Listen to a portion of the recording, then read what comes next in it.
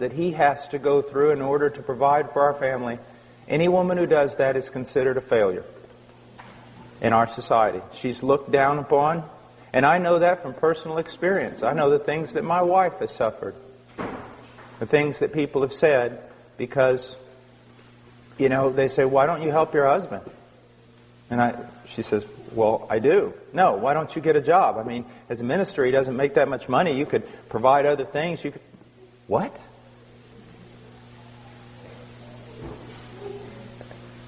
Now, we're going to look at a few things that are very, very important. First of all, if we go to Genesis,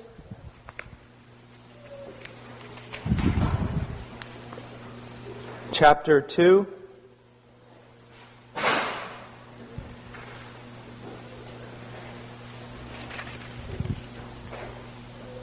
It says, let's go to chapter 1, verse 27. God created man in His own image. In the image of God, He created him, male and female. He created them. So we see here that both man and woman were created in the image of God. And both of them have an equal standing before God. The roles that they play in the marriage has nothing to do with a lack of equality. When we will get to the point where it says that a man is head of his home and a wife is to live in submission to her husband, it does not mean that the wife is less than her husband. It does not mean that. If you think it does, then guess what? You've just destroyed the Trinity. Because did not the Son submit to His Father? So did that make the Son less than His Father? If you say yes, then you have just committed heresy. Within the Trinity itself, the Son submitted to His Father. And yet the Bible says the Son and the Father are one and they are equal. So my wife and I, we are one and we are equal. We function in different roles. Okay? Now today everyone says, no, if you've got to have the same role or you're not equal. That's why there's this push by feminists, and they've won the day, to be honest with you. They've won the day, that women ought to be fighting on the front lines. That women ought to be doing what men do in everything. And if you deny women that, then you're not treating them as equal. No, what you're doing is you're denying that men and women are different and that they were made different by a Creator God. We are different and we were created for different roles. But we are equal. We're all made in the image of God. God blessed them in verse 28 and said to them, be fruitful and multiply and fill the earth and subdue it. That subdue the earth was also given to the woman. But there is a different role in subduing the earth. Now, I want to just for a moment, I want you to think, before we get to the idea of a woman submitting to her husband, I want you to just think about something. And this, men, this is also for you. Let's say that there is a woman who looks at the biblical command of a woman submitting to her husband. And then she looks over at her husband. He's a guy who works all the time. But he works all the time not necessarily to provide for his family. He works all the time, and then he's with his buddies, and then he's getting all kinds of things for his hobbies, and he's all about what he likes to do. And in doing all the things he likes to do with all his buddies, he's basically neglecting his wife and his children. And a woman looks over at that and says to herself, I got to submit to that? To a selfish boy who basically lives for himself? That can really make a woman bitter. Now, but if a woman looks over and sees a man, and imprinted upon his face is, hallowed be thy name, thy kingdom come, thy will be done. She can look at him and she can still become embittered. Why? Because he can say that and basically say the same thing. I got to neglect you and our children because I'm all about the kingdom of heaven.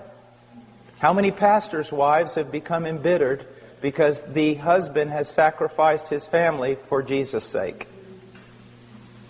Okay? And that's amazing because Romans 12:2 says that the will of God is perfect. And what it means is this: you don't have to disobey some of God's commands in order to obey the other ones. So you don't have to disobey what God commanded you to do with your wife and children in order to obey Him in what He commanded you to do in the ministry. But if a woman looks over and sees a man, and the man is, "Thy kingdom come, Thy will be done, hallowed be Thy name," and he begins to live that out within his closest relationships, that he strives that the kingdom come in his wife in fullness of joy, and he strives that the kingdom come into his children, and the woman sees that he sacrifices friends, hobbies, everything else for the sake of blessing his family, then a woman looks at a man like that and goes, with a twinkle in her eye, and says, yeah, I can follow a guy like that, who is selflessly giving himself away to his family. Sure. Do you see, men, again, the responsibility of leadership?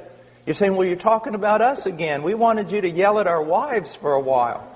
But see, again, if you're going to be, you know this, some of you men are over other men. You have jobs that place you over other men. If those men that are under you mess up, the boss doesn't go talk to them, does he? He talks to you. Your men messed up. They're under your authority. You see? It's the same way. And so, you know, this is something that is extremely important. Now we get to verse 23 of chapter 2, and he says, "And man said, This is now bone of my bones and flesh of my flesh. She shall be called woman because she was taken out of man." Now, even though I believe that there is a way in which we can say our children are of our flesh, if we want to be purist in the biblical language, we have to recognize man and woman, husband and wife, are one flesh in a deeper way than you could ever think about children. I am not of one flesh, as it says here, with my children. I am one flesh with my wife.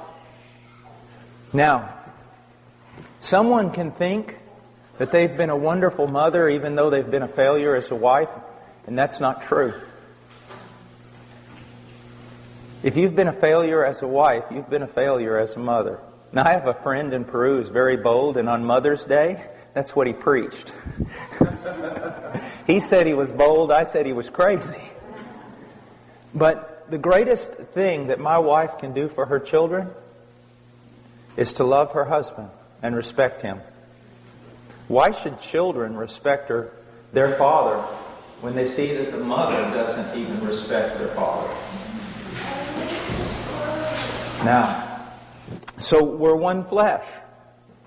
It's the highest and most important relationship. And I am not a good father if I jump over the mother and dedicate myself to the children, which is very easy to do. Now, men, one of the things that, again, is very important is oftentimes, as men, we're usually a bit more independent. And so, and some of us very independent. So we think, you know, I'm handling my spiritual life. I'm an adult. My wife ought to handle her spiritual life too. Well, even though your wife may be very godly, she was not created for that. She is a woman who can grow before the Lord in her own right without us. That is true. But she was also made to grow with us and under our guidance and under our example. And when we neglect that, we are neglecting something that's very, very important. The fact that men and women were made by God to be different. Now, why did He make us this way? Because marriage is not ultimately about marriage. Marriage is ultimately about us representing the relationship between Christ and the church. Can the church grow independently of Christ? No. Women were created to grow with their husband, with the help of their husband, under the tutelage of their husband. That does not mean he lords it over her or he knows more than her. But she was just made for that reason. You leave her alone or think that she's strong and can make it on her own, which is oftentimes my sin, and you're going to mess up the whole thing of what God is wanting to do. Okay? Now, we go on, and Let's go ahead now and go to Ephesians 5.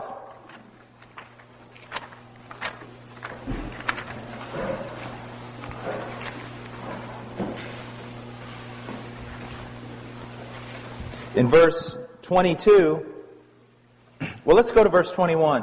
And be subject to one another in the fear of Christ. So that's, believers are to be subject to one another in the fear of Christ. Wives, be subject to your own husbands as to the Lord. Now, a lot of people will look at this and say, oh, what he's really talking about, because of verse 21, is that there ought to be a mutual submission. And by saying that, they cancel out submission altogether. If there's mutual submission, then what do you do when there's a disagreement?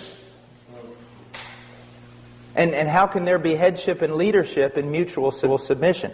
What you need to understand is that Paul is laying out something for us that's very important. In verse 21, he's talking about believers, that there should be a sense of mutual submission. For example, if I come to you and show you with the Scriptures something that's wrong in your life, you need to submit to it. And if 3 weeks later you come to me and show me something that's wrong in my life, what should I do? Should I say, well, I'm an elder and I don't have to submit to you? Absolutely not. If you can show me in Scripture, there is mutual submission. Do you see that? Iron sharpening iron, brother sharpening brother, sister. That's very important. So in the church, there's mutual submission. Then he comes to marriage, and he says, wives, be subject to your own husbands.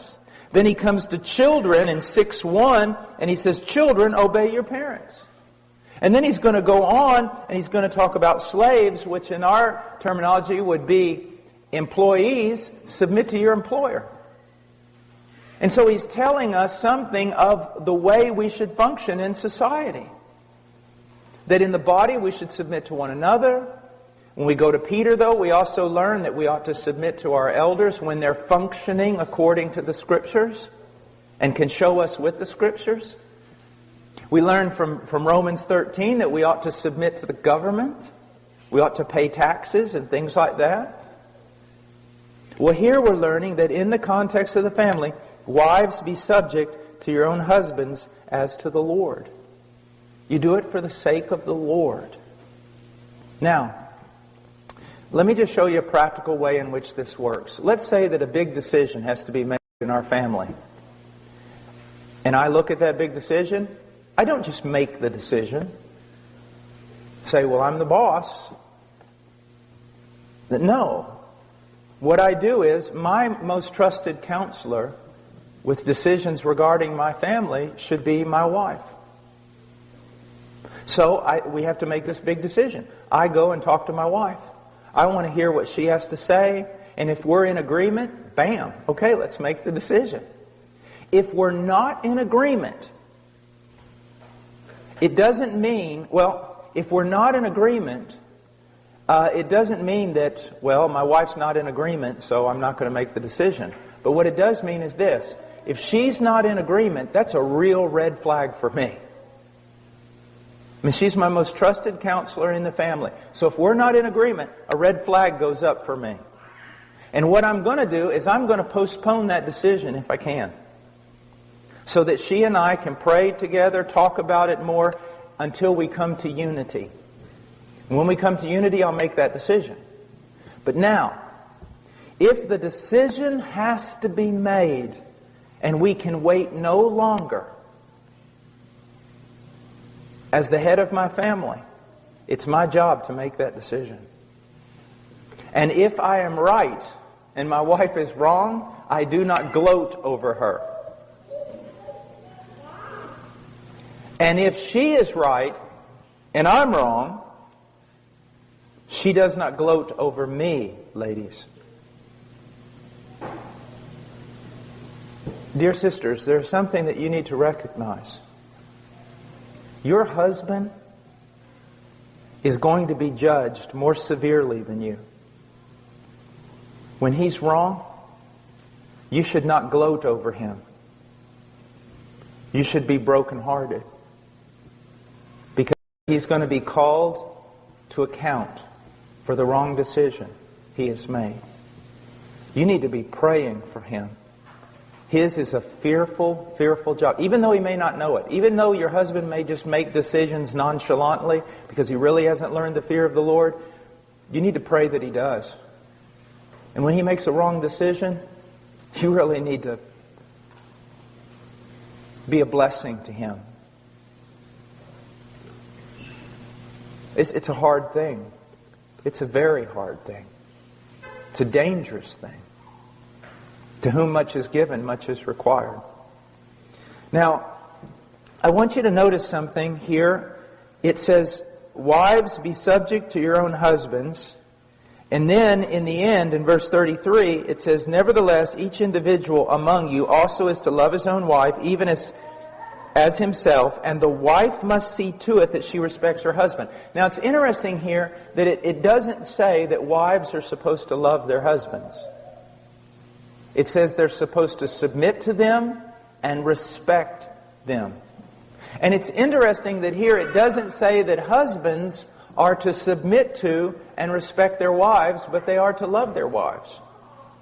Now, that does not mean that husbands are not to respect their wives or that women aren't to love their husbands. That's not what it means. But it does tell us something that's very interesting. I do not need my wife to call me 3 times a day and say, honey, I love you. I don't need her to send me flowers that says, I love you. I mean, I'm sorry, I just don't need that. I don't. What do I need? I need my wife to respect me. That's what I need. As a man, I'm made different than a woman. I need my wife to respect me. The whole world. I can wake up one morning, and sometimes with the internet I feel like I do, and every person in the world standing outside in my yard with down with Paul signs. Paul should die. Paul's a false prophet. Paul's this. I mean, I get everything you can imagine. That really doesn't affect me. What does affect me is when my wife, when I feel as though she does not respect me. That kills me. It takes all the strength out of me. You want your husband to be strong? Respect him. Honor him. Now, here's an interesting thing. But it does say that the husband should love his wife. What does the wife need? Constant reminders of that she's loved. She needs constant reminders that she's loved. You say, well, you know, I'm just not the kind of guy that says that stuff. I know you're not. Repent. But here's our problem. Here's my problem. We get to thinking that our wives are like us. Well, I don't need someone telling me they love me all the time. I don't need affirmation in that area. And so we don't give it. Not because necessarily we're just terrible husbands. I'm telling you, we've been raised in a culture where we've been led to believe that we're just alike, men and women. And we're not. We're not just alike. Now, my wife needs respect. Your wife needs respect. But primarily what they need is an affirmation that they are loved, especially today. I mean, a woman's not even worthy of love in today's culture unless she's 5'10" and weighs 7 kilos or something. You know what I mean? You know that, right? We say she's not even worthy of this kind of stuff. That's only for very special women. And that's the kind of, you know, your women, your wives constantly are looking at women in magazines who aren't even real. And they're going, I don't look like this. You know Cindy Crawford, the famous supermodel? She said something one time that was really wise and true. They were interviewing her and she said, what you need to understand is Cindy Crawford doesn't look like Cindy Crawford. And they said, what do you mean? She goes, do you really think my legs are that long? You know, they can do great things with a computer. And when I'm bent over like this with a beach ball, yeah, I've got a little roll of fat here too, but they can move that away. They can take that off. And so what happens is just normal women are being compared, and they compare themselves to these pictures that aren't even real. Not even the supermodel looks like that. And they walk around going, how could my husband love me? And then, if they walk in the living room and the husband is watching a television show where the women do look like that, don't think, man, that doesn't impact your wife negatively. That it doesn't make her think again, am I even loved? So we need different things. We need different things. Now, there's a whole... What's amazing about this passage is it only really tells the woman, just be submissive to your husband and respect him. And the whole chapter is about men and how they're supposed to die to themselves and love their wives as Christ loved the church. So, again, we see that the greater responsibility is where? It's upon the woman. Upon the man. It's upon the man. Now, I want us to look over... like I said, this is so full of truth. It's unbelievable. But we just don't have time to catch everything. I want us to go over for a second to 1 Timothy chapter 2, verse 9.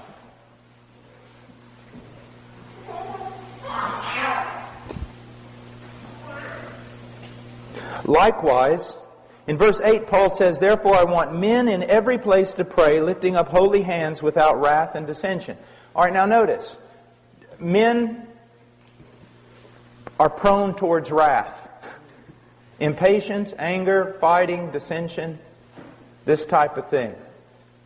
Then he goes on, he says, I don't want that out of you. I want you lifting up holy hands. I want you living a life of prayer.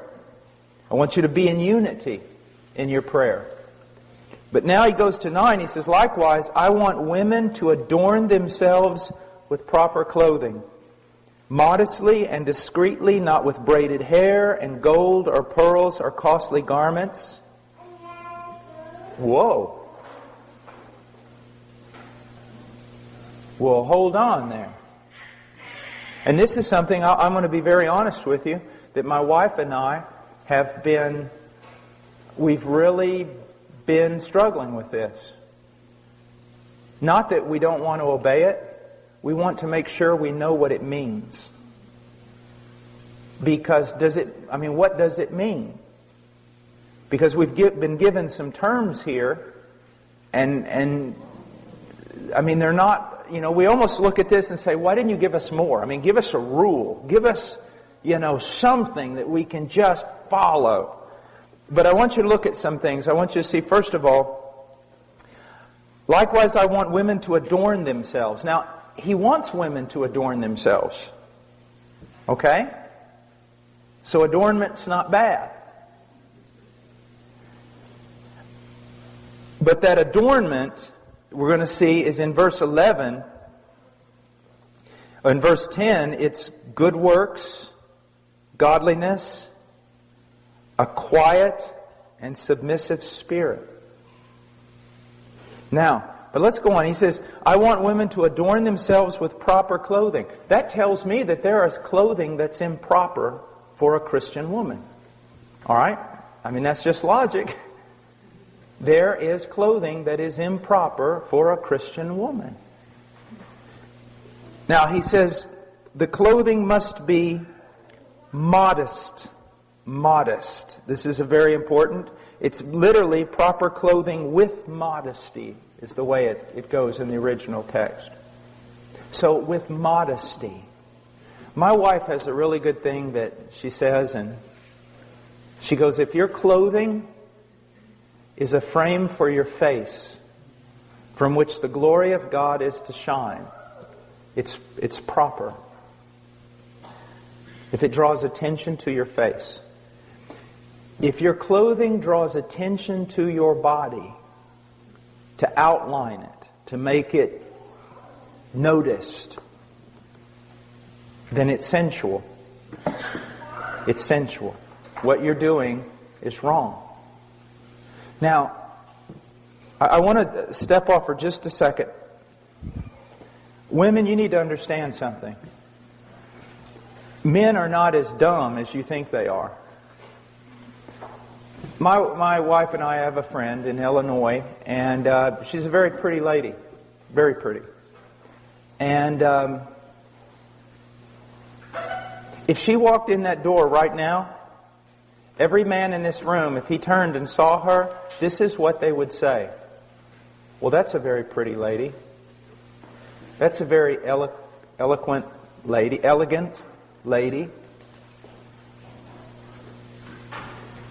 That's a beautiful lady. And that's what they would think. But ladies, there are also women that aren't half as attractive as that lady I just described to you, either in their face or in their body. And they could walk in that door, and the moment every man heard the door open and he looked over there, if he was a godly man, he would have to go like this. Because it's not beauty, it's sensuality. And even though you can't exactly write down the rules and put it all on paper, when you see it, you know it. There is a difference between beauty and sensuality. And God is not against beauty. He is against sensuality. In Philippians, we are told to think on things that are excellent, that are noble, that are just, that are right, that are true. The way a woman carries herself and the way she dresses ought to promote the following types of words: modesty, discretion, wisdom, beauty, elegance, refinement, but not sensuality, luxury, extravagance. You know, extravagance, ladies, is when your husband wants you to take off your earrings so he can make them into lures to catch northern pike.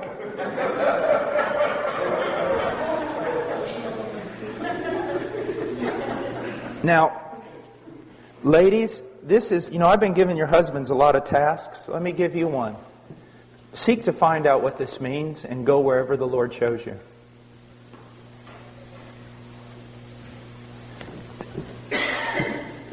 There is nothing more attractive than a woman who has this look of wisdom and discretion and nobility and simplicity. Simplicity. It's just a simple beauty about her. Now, I was teaching in Romania, I guess it was about 2 years ago, and I was at a university. I think it was Brașov, University of Brașov, I think, or something. And it was Europeans, just European techno-punk kind of stuff, All these all these college students come in there and everything. There's a whole room full of them. And there was a bunch of girls there at the bottom of the auditorium in the first rows, purple hair, nails through their nose, just stuff like that, And I looked at them, and I didn't get angry. It just really broke my heart. You just look at these little girls, and you think, oh, Lord, where is their father? What's happened? And this is what I did. I looked at them and I said, how many of you have seen the movie Pride and Prejudice? BBC, or the recent one with Keira Knightley, or how many of you have ever seen that? Or seen Sense and Sensibility? Those two movies. And most of them went, I have. And I said, after you saw that movie, those movies, did you feel sad? Kinda? And a lot of them went, well, yeah, I did. Come to think of it, when I saw those movies, I felt sad. And I said, do you want me to tell you why? And they said, sure. I said, because much of what you saw in that movie has been killed in you. It's been killed. There was a time when people dressed for the sake of beauty. Now it's for the sake of lust.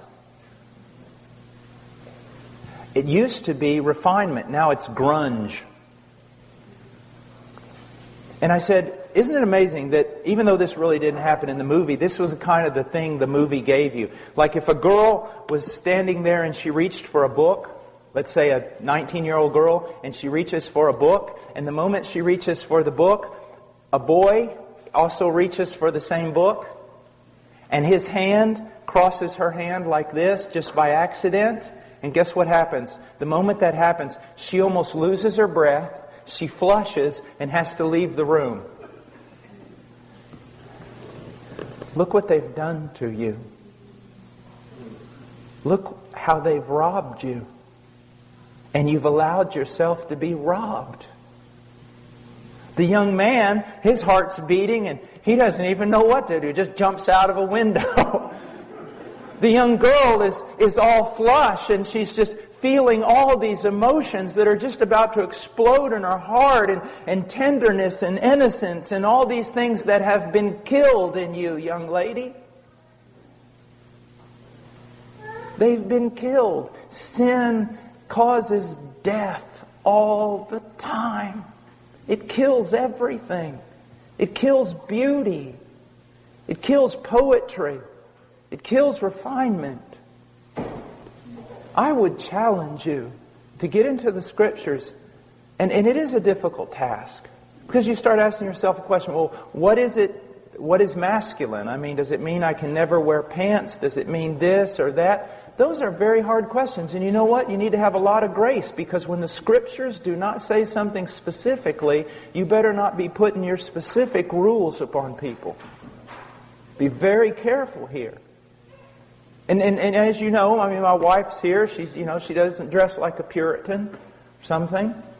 But at the same time, I can tell you that she and I are in a transition. Because we've honestly, you get around to trying to look at different aspects of your life. And one of the things is, what is it supposed to look like to be a feminine, beautiful woman with discretion and wisdom and nobility? And you could dress a woman in a skirt that went all the way down to her heels, and she could still be sensual and ungodly. I mean, nothing's going to cover up a wicked heart. But how should the daughters of God dress themselves? And some people have gone really, I think the other side, and they just wear denim skirts and white tennis shoes and, put their hair a certain way, and everybody's a homeschooling mom. I don't think that's what the Scriptures had intended either. But I will tell you this. Take simplicity. Take modesty. Take discretion. Put within that beauty and elegance. Throw away from it all sensuality and luxury and extravagance, and try to find, where does the Lord want you to be? And I'll tell you this, just as a man. A woman who most people would say is not that attractive in her face or in her body. If you see nobility in her, if you see discretion and wisdom in her clothing, in her way of being, it is attractive. It is pleasant. It is.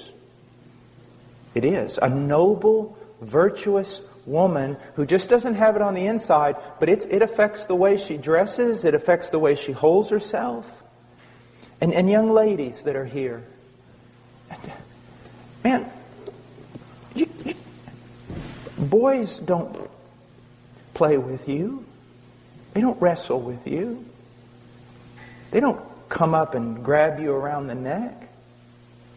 They don't do all these kinds of things.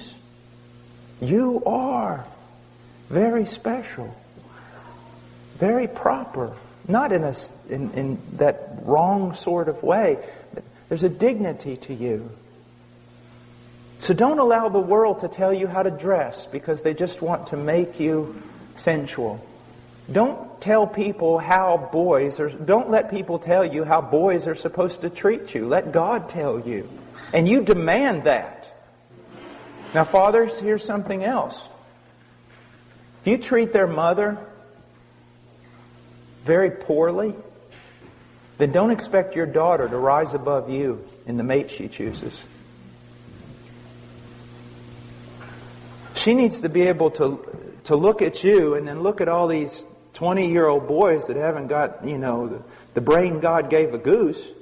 She needs to be able to look at them and go, you do what? When that boy says, I love you. You what? Love me? You can't even spell the word love. Go look at my dad. Follow him around for 2 years. He'll show you what love is all about. Do you see? Guys, we do such a disservice to our daughters. We all do. When we neglect their mothers or treat their mothers common. So don't be angry one day when some guy comes along and treats your daughter as common. Now, look what it says here. It says, not with braided hair or gold or pearls or costly garments. Now, does this mean, as some has interpreted, a woman can never braid her hair? Well, if you go into the Greek world, you will see some braiding that went on that literally, it was frightening. The woman looked like Medusa. I am not kidding. They braided hair they would spend days braiding this hair up. And it was going all over the place. It looked like snakes coming out of her head. That's what Satan will always do to a culture. What he's talking about here is not that you can't braid your hair. He's talking about just the simplicity of it. Not extravagant. And then there's gold and pearls or costly garments. Now, what does this mean? Well, I see that the servant of Abraham gave Isaac's bride some costly bracelets. Some rings for her nose, go figure. So that wasn't treated as an ungodly thing. I think it goes back again to extravagance. Extravagance. And costly garments? No. Women should not be preoccupied with spending a lot of money on clothing. But you know what? A wise woman, a noble woman, can take a little bit of something and make it look pretty amazing. Remember the Proverbs 31 woman?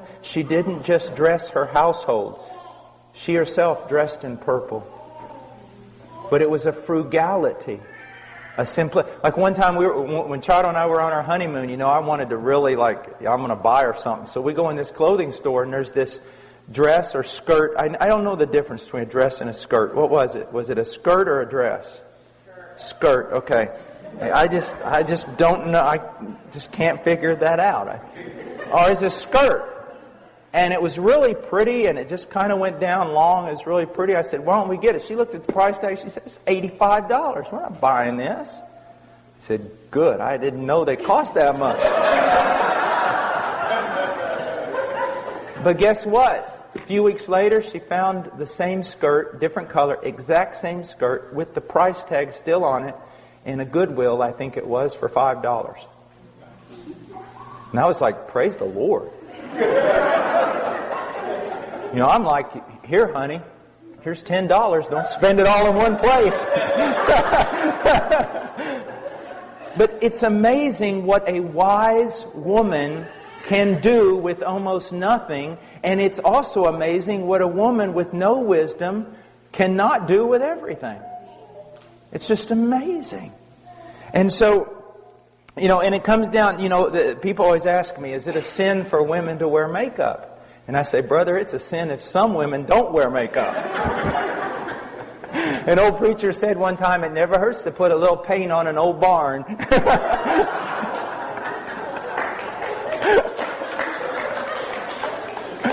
But now, here's the point again.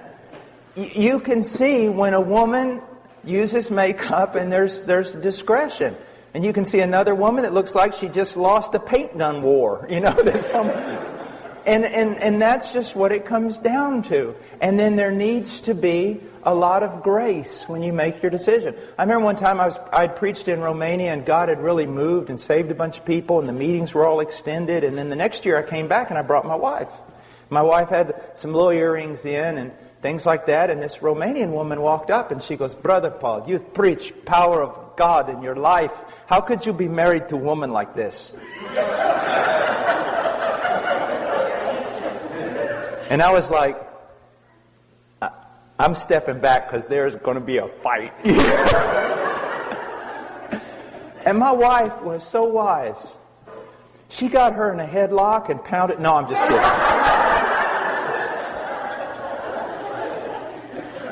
This lady who said this was about 25, 30 years old, 25. And she looked just haggard. But, I mean, in her face you could see she was an attractive lady, but she was just haggardy. I mean, just morose. And my wife goes, "Do you have a picture of yourself?" The lady goes, "Yeah. Before I was converted." Charles said, "Can I see it?" Lady said, "Yeah." Charles looked at the picture, and it was a vibrant young lady, smiling, happy. Charles looked at it, and she gave her back the picture, and she said, "You know, I liked you better when you were lost." And then she came back to her and said, "Is this what Jesus does to a person? Kills their joy? Makes them mean-spirited? Okay, you don't have any makeup and you don't have any earrings on. But you look," she didn't say this, but I know she was thinking it, "you look like a zombie from the Dawn of the Dead movie." You know, the fact of the matter is, this woman was in bondage. She had decided that she should wear longer dresses, and I think that's wonderful. And she had decided that you need to be very careful. I think that's wonderful. But look what she didn't have. She didn't have the good works as is proper for women making a claim to godliness. She didn't receive instruction well, and she wasn't submissive, and she didn't have a quiet. There was just no joy. There was no fruit of the Holy Spirit. So see, you can go through your wardrobe and decide what's decent and what's not, but if inside your heart is not right, you can't cover up your sin. You can't. Now, I want us to look over at 1 Peter chapter 3.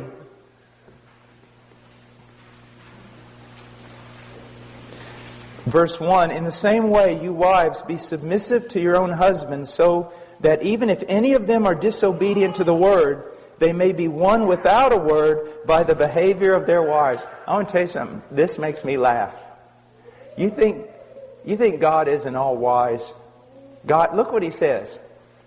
He says, if any of them are disobedient to the word, He said, "Wives, they may be won without a word."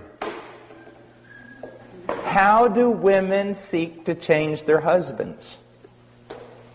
With their tongue, with their words, isn't it? I've even seen women, "Husband, I'm telling you, you are going to be the leader of this home. Now get up and lead. And I'm going to tell you how." I mean, just fighting with their husbands constantly. You are not going to change your husband with your tongue. You're going to change him with your behavior. Let me give you an example. I come home from work, and it's been a bad day. And I'm thinking about only one thing. Me. All right? And I deserve it. I have suffered all day working in the mission. Things have gone bad. I've had to fight the devil, hell, and everything else.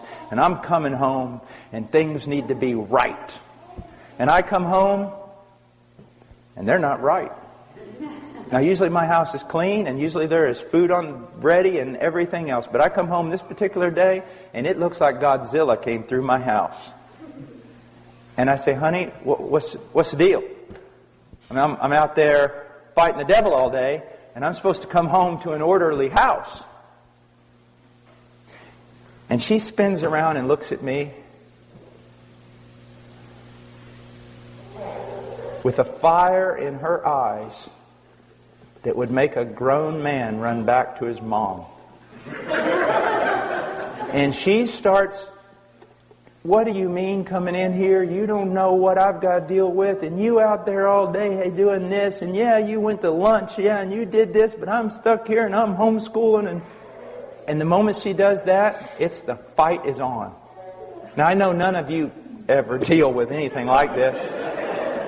But the fight is on. And guess what? Both parties are justified in their own mind. They are totally justified. And no one is ashamed for their ignorant, foolish, ungodly actions. But now, let's replay it. And I come home and I'm still all about me. King me. And I come home, the house is messed up, and there's no food, and Rowan is crying, and all these things are going on. And I say, "Look, I'm out there all day, preaching the gospel, doing things. At least I could come home and have a little peace." I'm making this up because I never do things like this. And my wife turns around and she goes, "Paul, I am so sorry. One sister I've been on the phone almost all day trying to figure out a problem with a sister in the church, and Rowan is sick, and I've just had to let things go. And I'm sorry, just give me time and I'll get things in order." When she does that, this is what I do.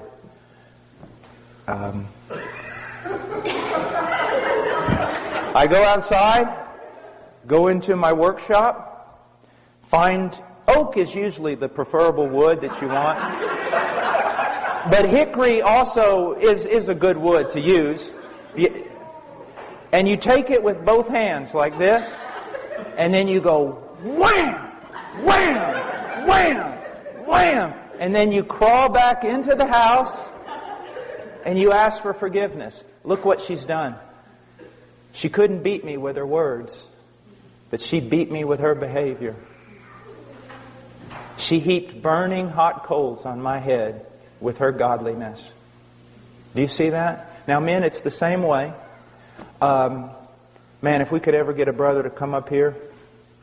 He teaches on marriage in Norm Wakefield.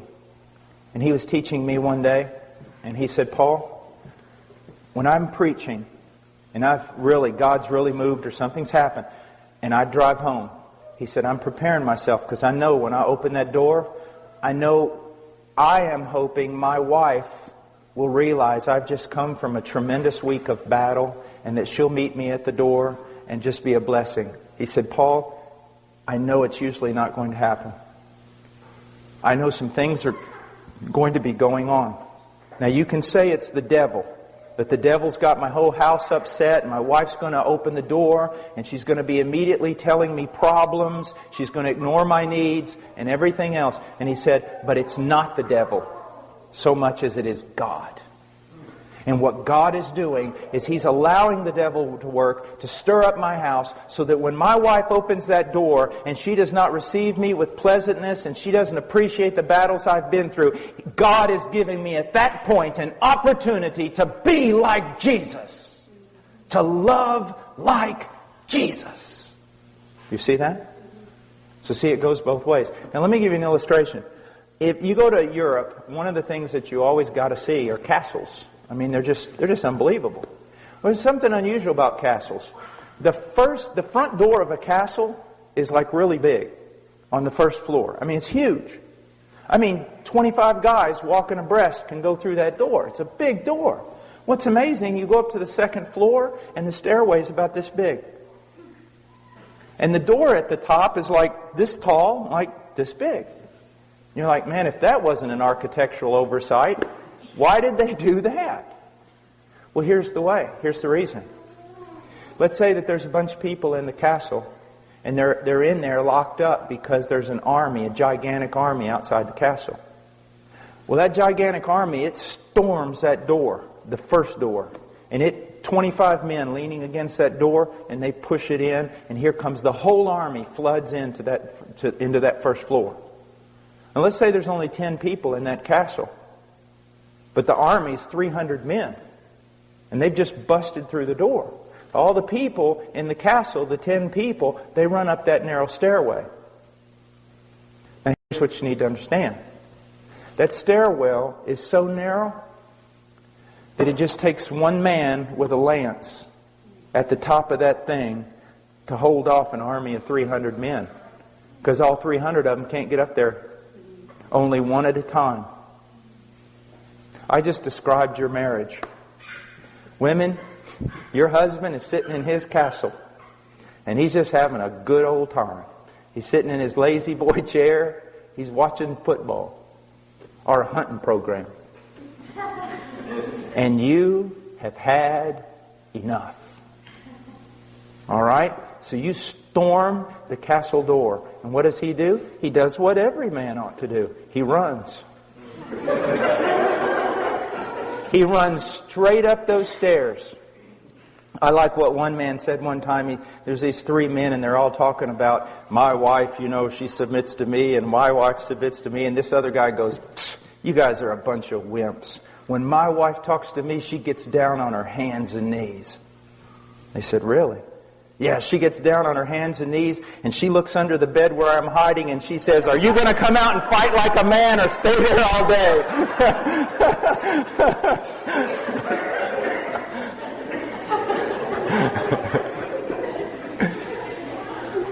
But here's the thing, wife.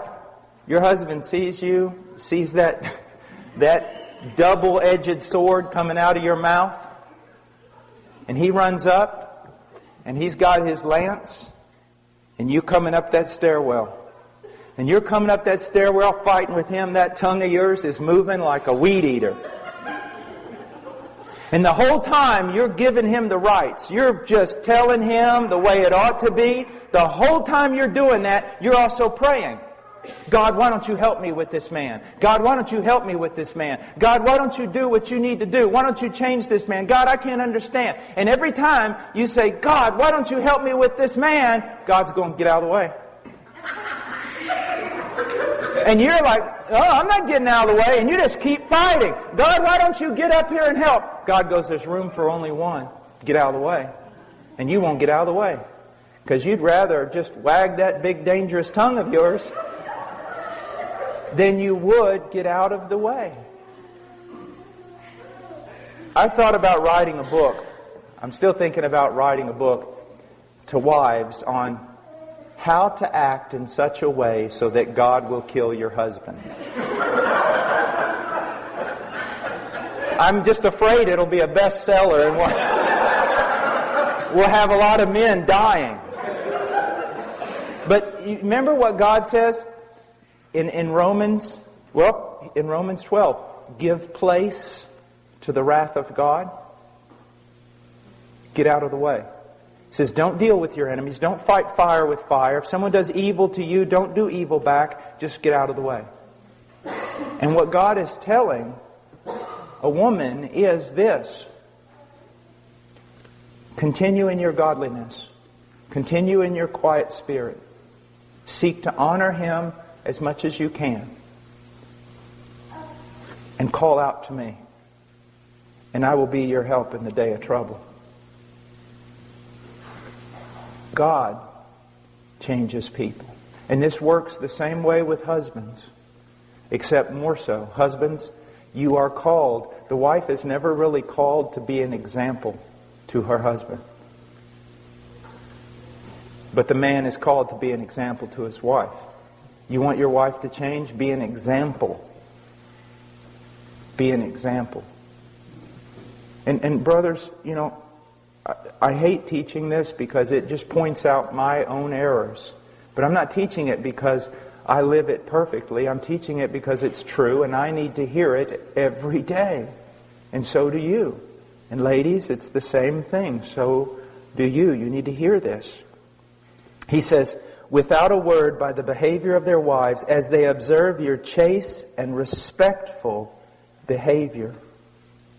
Again, look at this. Your adornment must not be merely external. And the word merely in Greek is not there. But he's saying your adornment must not be external, braiding the hair and wearing gold jewelry or putting on dresses. You know, this comes out of, in a sense, of Proverbs. A woman without discretion, even a most beautiful woman without discretion, is like a gold ring in a pig's snout. And young guys, listen to me. Do not... If you are led into marriage because of the sensuality of the girl, you will hate yourself in the end. You will hate yourself. But if you're led into it by her virtue, her intelligence, her godliness, you will find a mate for life. Now, he says, but let it be the hidden person of the heart with the imperishable quality of a gentle and quiet spirit, which is precious in the sight of God. Women, I've seen women, act like street brawlers. Come on, you want to fight? Is that all you got? No, that's not the way they're supposed to be. A gentle and a quiet spirit is the thing that will most disarm your husband. Now, again, let me say this. I'm talking in regard to just a normal marriage with its normal problems. I'm not saying that a woman who has a violent husband who's putting her life in jeopardy ought to just stay there and be a punching bag. Not at all. And the pastors and elders should not just stand there and say, you need to go back to your husband. They need to protect this woman. She's a daughter of God. They need to treat her as their own daughter. And those pastors, if there's a sister in the church being abused by her husband, they need to stand in, even if it means they get punched. It's what pastors do. Or it's what they're supposed to do anyway. Just find it amazing how many pastors will send women back to a horrible, abusive relationship and tell them to do the will of God and do nothing to protect them. Jesus never called us to that kind of absurdity. But in a normal relationship with our normal problems, just getting mad over nothing, like most of us do. Now, there's so much to say here. Let me say, it hurts me because this is like 7 days we could be talking just about this women thing. And let's go to the Song of Solomon. I want to talk to the young ladies, but this applies to everyone. Men, it would do you well to read the Song of Solomon. It would do me well because of all the beautiful things that is said here that to us seem just too goofy. But it's just because as men we're just so hardened. Look at the things that are found in the Song of Solomon. Verse 1 of chapter 4, how beautiful you are, my darling, how beautiful you are. Verse 7, you are altogether beautiful, my darling, and there is no blemish in you. All these types of things that are said that I fail to say. Because again, I think my wife is like me. Now, I want you to just look at something from the Song of Solomon again. Look at verse 9. You have made my heart beat faster, my sister, my bride. You have made my heart beat faster with a single glance of your eyes. There was a time when that was true. There was a time, guys, when you acted like peacocks strutting around just to get your wife to look at you. You saw that she looked at you and you almost fell over backwards. It's just like with the Lord, isn't it? When we first met the Lord, and if He showed us anything in His Word, we were so excited we didn't even know what to do. And now He shows us things we don't even want to hear.